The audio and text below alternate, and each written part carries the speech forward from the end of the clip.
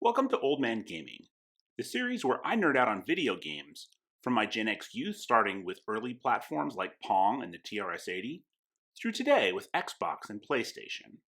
In this episode, I'm going to be exploring the original Star Wars 1983 coin-operated arcade game using my 2019 Arcade 1-Up 3/4 size reproduction. This game is significant for a number of reasons. It is generally credited as being the first game of any kind with digitized audio from a movie, with clips from Mark Hamill, Sir Alec Guinness, among others, and even Dennis Lawson as Wedge Antilles, who's the real-life uncle to Ewan McGregor. Aside from that, it was a moving experience in 1983 to sit in a cockpit-style cabinet like this one, from an IGN article whose link is in the description below, and go on a Death Star trench run in full 3D, which was the first time you could experience that classic cinematic moment. You're all clear, kid.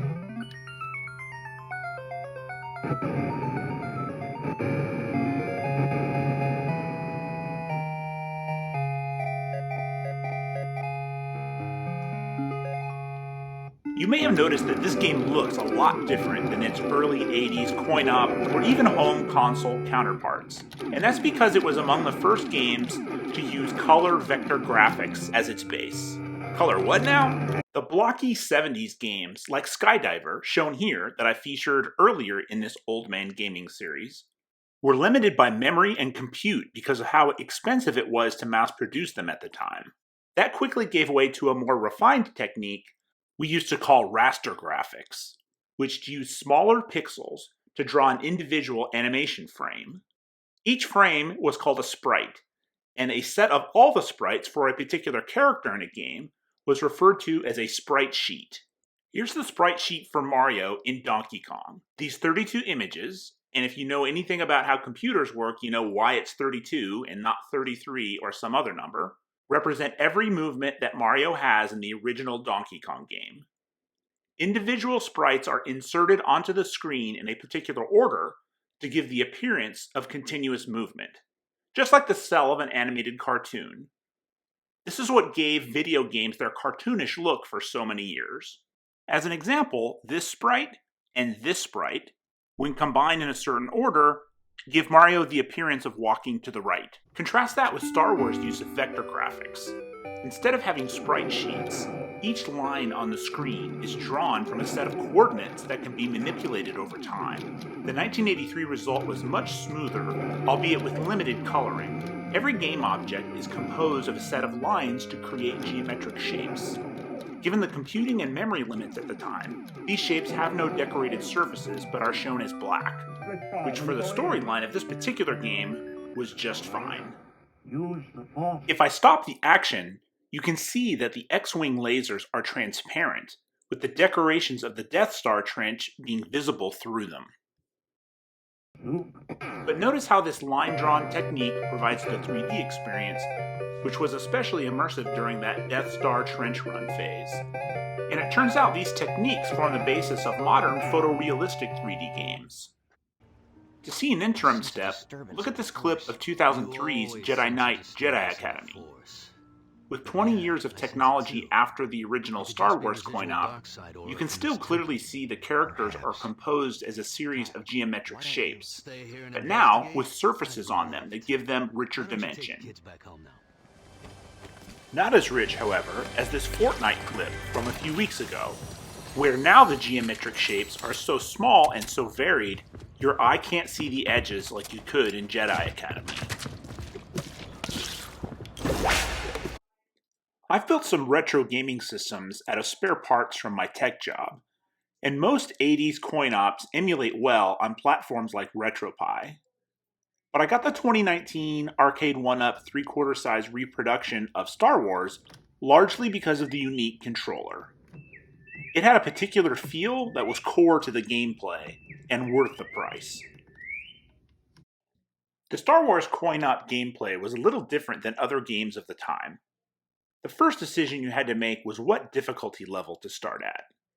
With Easy, you started at level 1 and received 0 bonus points. Medium, you started at level 3 and received 400,000 bonus points if you completed the level. For hard, you started at level 5 and received 800,000 bonus points if you completed the level. That calibration was such that it was much better to go for hard, because there was no way to get close to 800,000 points in the first 4 levels if you played them from easy. Instead of something like 3 ships, you got a certain number of shields. If you finish the level, you get a bonus shield back. Here's the beginning of a game where I've got 8 shields at the top of the screen. The basic gameplay had 3 phases to it.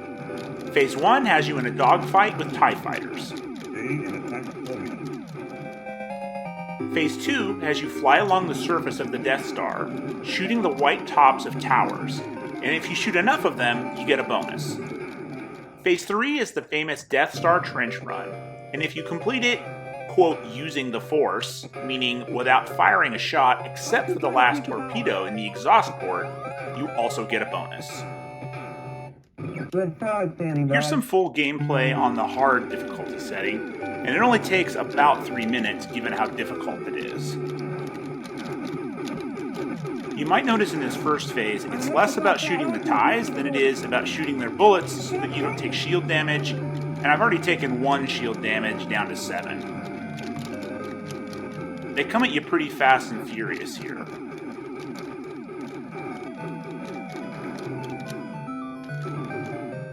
Now we've passed this part of the level, and we proceed to phase 2 with the towers. Now in the upper right, notice it says Towers 20. If you get all 20 towers, you get some bonus points.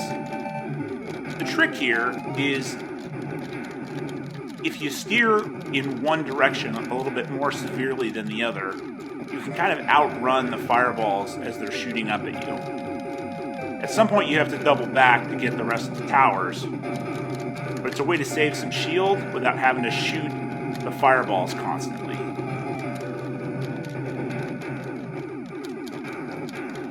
Only 2 towers to go now. The game speeds up. I get 1 more. And there's the bonus. Use the Force, Luke. Now we've got 6 shields left to try to complete the trench run and to use the Force in the process so that we get that bonus at the end.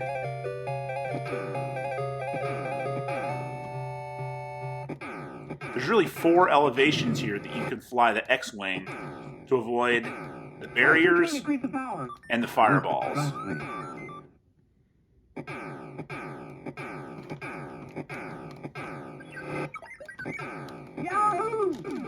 Now we've reached it.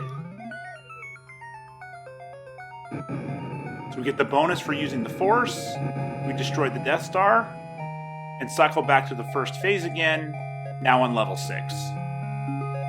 And with that 800,000 point bonus, we get above 1,000,000. But if you thought level 5 was hard, level 6 now gets crazy. Down to 0 shields already.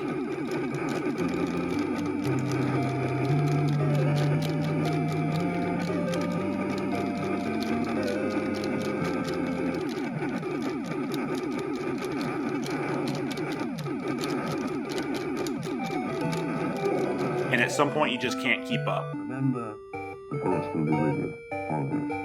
The Force will be with you.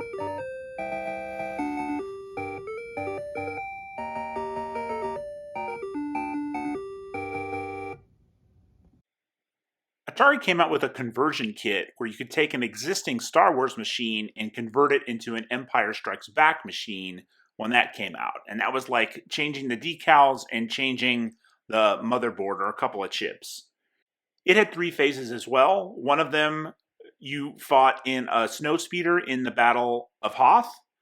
One, you had a TIE fighter battle where you fought in the Millennium Falcon. And then the final phase, you dodged asteroids in the asteroid field. In 1984, Atari released a raster graphics version of Return of the Jedi, but it didn't quite have the same feel as the other 2 and wasn't quite as fun. You can play all 3 on the arcade 1-up reproduction system, though. And that's it for the original Star Wars 1983 coin-operated arcade game. But what about you? What do you remember about raster graphics video games versus vector graphics video games in the 80s? Comment below. Follow me on Instagram for episode previews and other nerdy things. Link in the description below. And don't forget you can support this channel by liking this video and even subscribing. Next time on Old Man Gaming, I'm going to examine the Wii, and specifically the Me channel. That ended up having a pretty big impact in our household as it related to games like Wheel of Fortune, Mario Kart, and Wii Sports. Thanks for watching.